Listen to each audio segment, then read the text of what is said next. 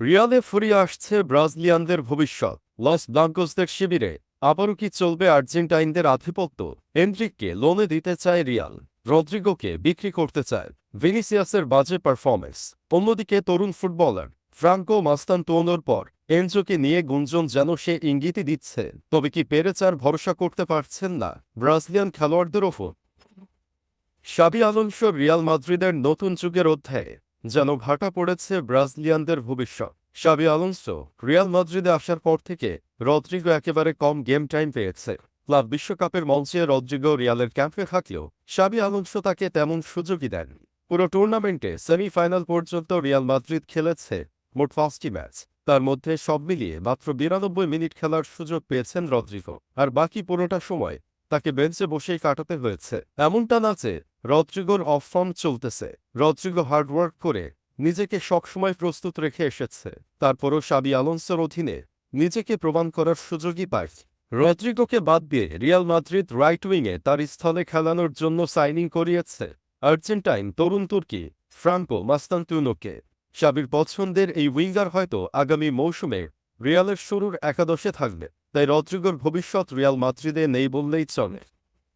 এদিকে রদ্রিগোর পর আরেক ব্রাজিলিয়ান ফরওয়ার্ড এনরিকের ভবিষ্যৎ রয়েছে ধোঁয়াশায়। ধারণা করা যাইতেছে রিয়াল তাকে নাকি আবার পাঠায় দেয় লোনে অন্য কোনো ক্লাবে।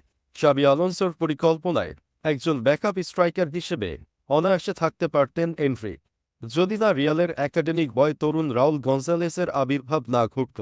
ক্লাব বিশ্বকাপে গঞ্জালেস একের পর এক গোল করে রিয়ালে জায়গা পাকাপোক্ত করে নেন। ঠিক এ কারণেই দুঃখ নেমে এসেছে ব্রাজিলিয়ান ফরওয়ার্ড এনরিকের কপালে। কি জানি তাকে এখন কি খেসারত দিতে হয়।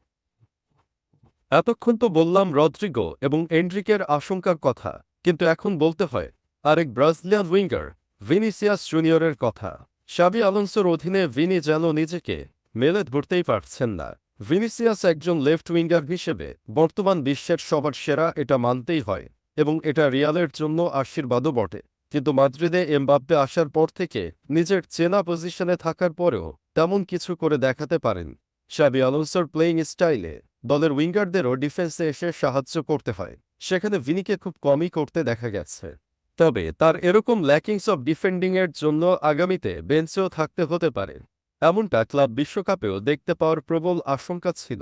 এখন ভিনিসিয়াস যদি তার এই দুর্বলতাগুলো কাটিয়ে উঠতে পারে, তাহলে রিয়াল মাদ্রিদে সে অনায়াসেই থাকতে পারবে।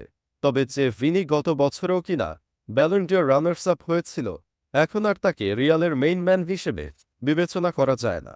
সবশেষে বলতে হয় শাবি আলোনসোর রিয়াল মাদ্রিদে ব্রাজিলিয়ান কিংবা অন্য কোনো ব্রিডের খেলোয়াড় হোক না কেন, তাদের পক্ষে 0% টলারেন্স, পারফরম্যান্সের মাধ্যমে লড়াই করেই দলে জায়গা করে নিতে হবে।